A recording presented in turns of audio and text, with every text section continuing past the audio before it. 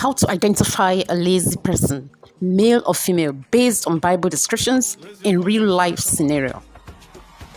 A lazy person is usually quick to dodge responsibilities and often come up with excuses. A lazy person would rather procrastinate than do things early. A lazy person often does the right thing at the wrong time. A lazy person would always prefer to stay idle than get himself busy with something useful. He would rather enjoy doing irrelevant things, leaving relevant things undone. He often lacks initiative. He often prefers to be reminded several times of what he ought to do before he does it. He hardly takes people's advice, but prefers doing things in his own way, thinking he's wise. Proverbs 26 verse 16 already said it. A sluggard is often a lazy person anyway. Because of his lazy lifestyle, he is prone to being a sluggard. This one will shock you. A lazy person hardly knows if time exists. Wow. Time is running. The days, the weeks, the months, the years are flying past, and yet he feels unconcerned. A lazy person is usually the first to go to sleep, and yet the last to rise up from bed. And this makes him very slothful. Proverbs 19 verse 15 says, "An idle soul shall suffer hunger."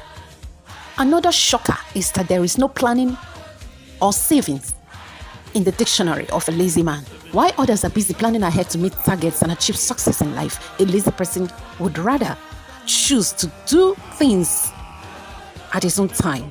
A lazy person complains virtually over everything and every work. If he's not complaining about the employer, it could be about his tools, it could be about the company itself, and before you know it, he's out of the job. A lazy person prefers to start big instead of starting little. A lazy person often begs in harvest and thus depends on others for his survival, according to Proverbs 20 verse 4. A lazy person is always forced or followed bumper to bumper before he can achieve or accomplish a thing.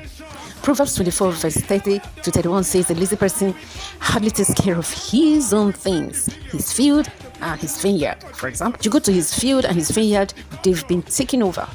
Why? His field is all grown over with thorns. 1 Timothy chapter 5 verse 8 says, "Anyone who is unable to provide for his household is worse than an infidel." An infidel here means an unbeliever, because you have to believe in what you do that you achieve success. A lazy man hardly takes the things of God or kingdom service serious. He fails to understand that serving God is work. Even Jesus himself said it in Luke chapter 2 verse 49 that serving God is a serious business, and we are also supposed to see serving God as business. A lazy man cannot serve God because he lacks diligence, and spiritual laziness hinders productivity.